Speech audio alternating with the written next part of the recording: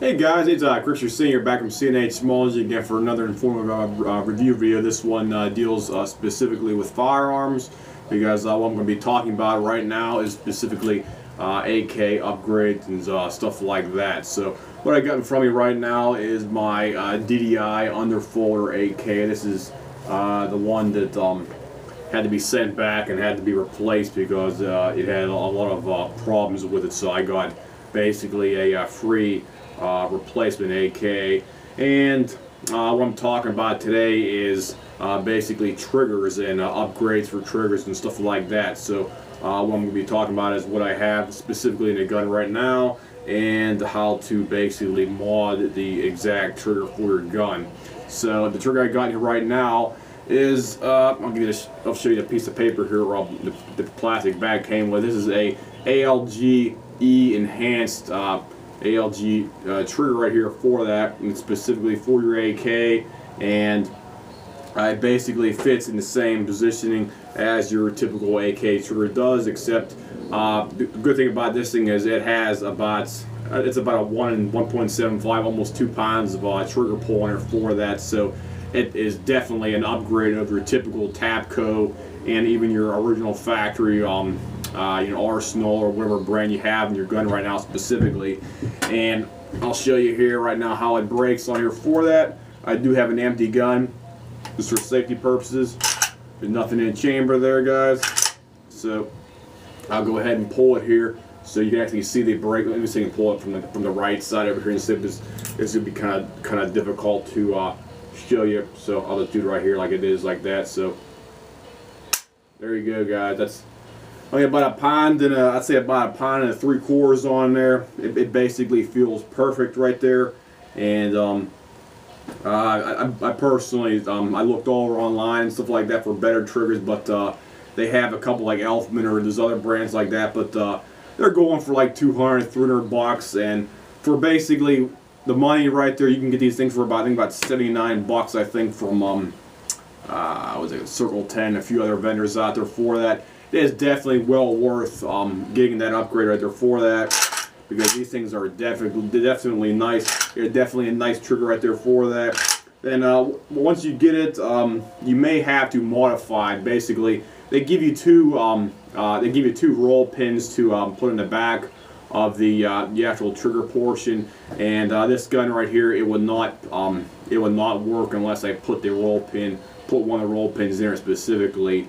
And by putting the roll pin, you basically push it down there, pound it in, then you basically grind it to where it's going to fit properly, so the trigger and will function as it should on the safety. So it's on safety right now, and you're pulling the trigger, and you have no engagement, no disengagement off the shelf of the hammer, and no disengagement from the sear on the trigger portion. So this is considered a safe gun, as it should be, because the trigger is in the lock position. It is not it's not being allowed to fire, I should say, for that. And that's basically how it should function. The various differences between this trigger and the typical AKT is the actual trigger itself right here is coated with, I guess, ALG's proprietary coating or something like that for that. And I believe they also did made the we want to call it take up on her slightly. They altered a couple dimensions on the actual the hammer, and they might have altered some of the dimensions on the actual trigger portion where the sear engaged on the hammer's flat shelf to increase the creep on her for that. So it's definitely a good upgrade. It'll make your gun shoot a lot more accurately just by swapping out a good trigger. Because if you take an OEM trigger, got like a 4 or 5 pound, and you got a long gritty ass travel on there, and you compare it to like something like this, and you put them basically in two guns, or they're basically clones of each other, the one with a better trigger is always going to be shooting better, because if you got one with a good trigger in there, you have less chance of like pulling down, because you could be putting more effort into the gun to pull the thing down. It's going to be shooting worse because of that. Where if you give a nice, clean, crisp, short break on there, you will definitely have better groups, whether you're shooting from a bench position or if you're shooting from just like basically standing and shooting at like a 25 or 50 or 100 target out there for that. So there is one caveat that I had with this specific trigger.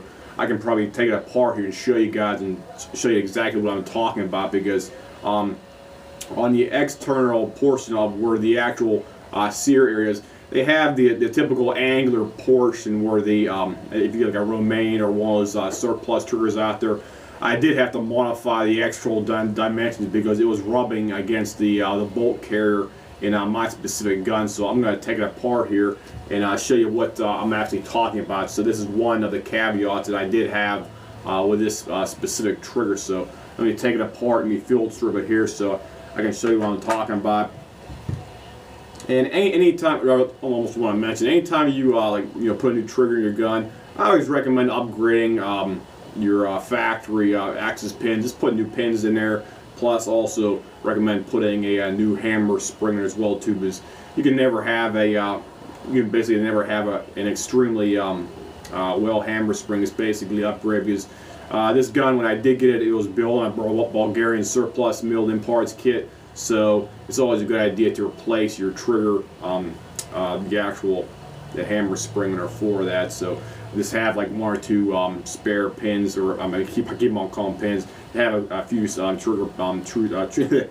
two trigger hammer pins or hammer spring. I keep on screwing it up. Sorry guys, but just have a couple spares on hand, because it's always good to have at least one or two on hand. Whether you got spare firing pins, spare retaining pins for the actual firing pin there as well too, plus extractor springs as well too. So it's always a good idea to have spare parts on hand, even though they might cost $5 or $10 out there, but it's always a good idea. So enough of the bullshitting.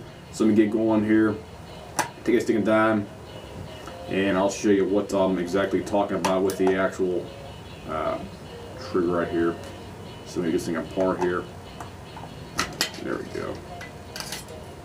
Okay, and I should mention the red heat. I almost forgot the red heat kit and the primary arms red dot are definitely working perfectly fine on my gun here. Because I just want to give somebody an update, because one of my buddies online were asking me about that. So the red heat kit, snake rail, and the primary arms red dot are working perfectly fine on this gun right now. So that's a good to know. Okay, take it out of here. Where's my rags at? Set this stuff aside. Hold on, guys. Here, just inside. There we go. And bring in my rag down here. Sorry about that. Okay, let's get the bolt carrier out here. Okay, whenever I first put this trigger in here, on the bottom of the bolt carrier here, I can show you here right now. Let me get my. Let me see. I got a pin over here or something. Hold on, guys. Okay. Right on the bottom of the bolt carrier, you have your elongated tube right here. Is a collar right here that actually holds your bolt itself right here.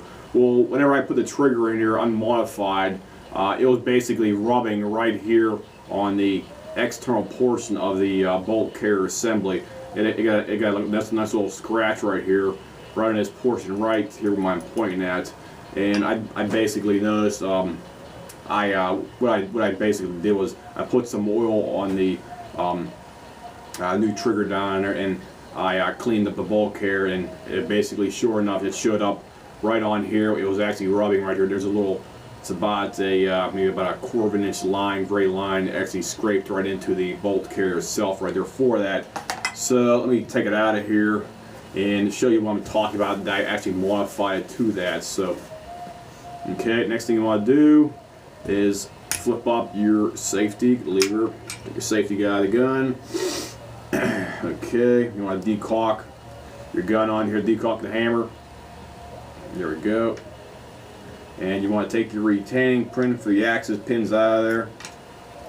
There you go. I got a this is a I can't remember what the name of it is, but it's not a Krebs custom. It's another. I think it might be Red Army red supply. I can't remember what it comes. I gotta buy 3, but they fit a lot nicer than the Krebs custom one. They actually have better holes right there, because the Krebs custom one has a fatter angle, or it's a flatter angle right here for that, so it moves around a bit. This one has more of a U shape, so tightly holds the pins better. So I personally like that for insurance purposes as well too. So okay, let me get the springs off here and get that thing up out of the way.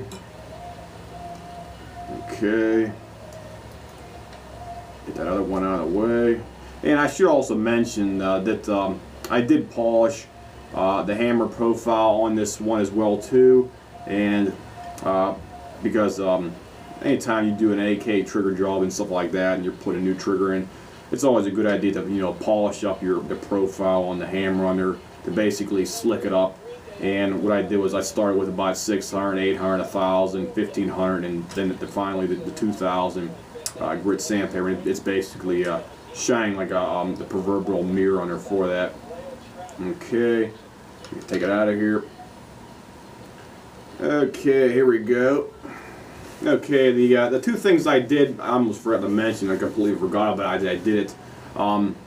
I was hearing reports online about supposedly some of these disconnectors possibly breaking off or shearing off in the back or like cracking, because I seen it on a couple AK forums. I call it the foot portion on the back where your disconnector has it. It's like shaped like a foot like that.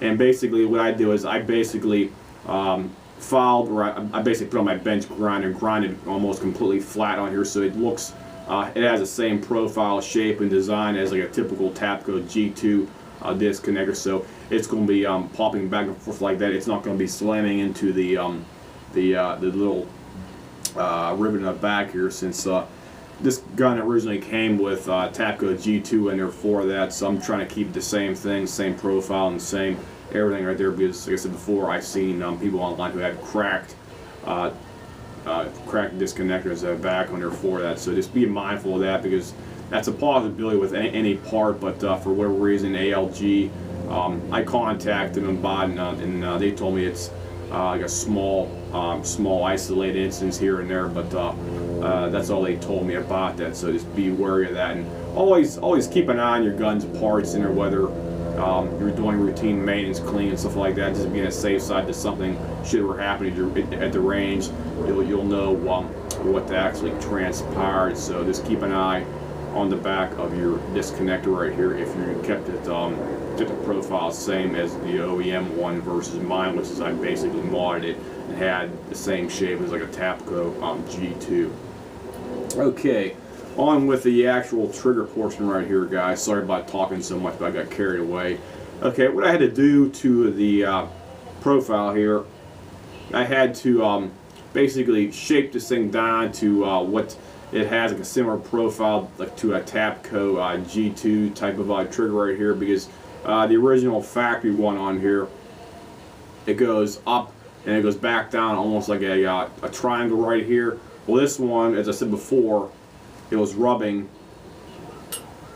on the bottom of the bolt carrier right here. It's rubbing right on the left side whenever, I should say, whenever you put it down a gun. It's on the, yeah, here we go. Okay, so I'm keep on flipping this thing around. It was rubbing right on the inside of the bolt carrier, right. It was right here, and it was basically contacting this piece, the actual angular piece on the top, as I said before. The original factory ALG trigger, it goes up and over, and it's back down right here. I had the mod, I basically had to cut this thing off so it resembles a Tapco G2 profile for that as well too. So once I did that, and I basically got my drum lot, and I even went a little bit further, I also shaved off a portion over here on this one corner right here. I basically brought that closer, so there should be no chance at all of the actual trigger rubbing on the bolt carrier as well too. So I took it to the range and ran it through there about 100 rounds. You can see it's basically getting all black on there. So I used a typical Wolf crap ammunition up there anyway. So it works. It works perfectly fine right now. I didn't see any more wear marks after I did that mod on there. So all should be good on there for that. So that's basically my review of the Tapco G2 enhanced trigger right there for that. So if anybody has any questions, comments, whatnot about doing something like that, oh, I almost forgot to mention, I should take the hammer on and show you what I'm talking about as well too. just so you can see the hammer and how the profile looks on here for that. So let me take that out right now, guys. I completely forgot, but I got so much stuff on my mind here. Okay, here is your hammer profile. You can see it right there. See how shiny that is right now? It's almost like chrome on there. That's what you want your hammer to look like, because these hammers are basically like oxidized black or something. I don't know what they actually call it exactly, but just get your emery cloth out first and hit a few times with emery cloth, then go from the 600 up to about 2,000 grit paper, and you'll get that thing shining like the proverbial mirror or a chrome right there for that, and that'll greatly increase whenever the gun's cycling in your, I said the bolt carrier cycling over top of your hammer profile right there. You can get the Dremel grinder out and basically smooth up the whole profile, but I prefer to leave mine exact as it is right now, just for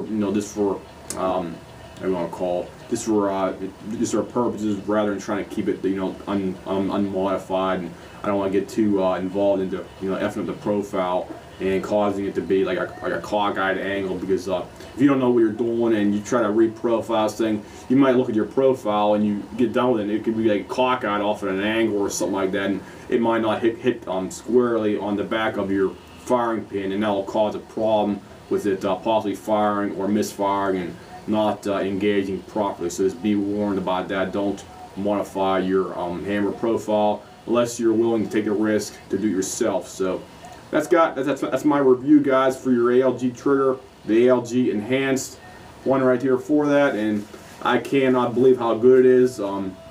It blows the other ones out of the water out there.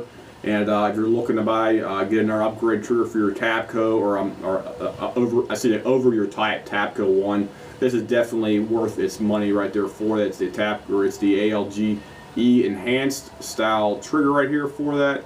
And I give it 2 thumbs up, guys. It's gotta do enhancement for your AK. It'll enhance your accuracy and overall feel of your gun shooting out there for that. So you can't go wrong either with it, because one of my buddies took his up the range and he compared his Tapco to this one right here. He said he couldn't believe how comfortable. It actually makes a lot more comfortable shooting because of that, because you don't have to have that extra effort pulling a long creep and gritty travel for it on her. So it's definitely a worthy upgrade for your AK out there for that. So if anybody has any comments, questions, whatnot, feel free to shoot me a line over here. I'm going to be doing a couple other reviews as well too in the future here. I'll also be doing a ALG trigger for my Vepr 12, the enhanced version for that one, and also another review for my other Vepr 12 for a couple other mods they got in that one too in the near future. So stay tuned, guys, and have a nice day, and I'll hope you guys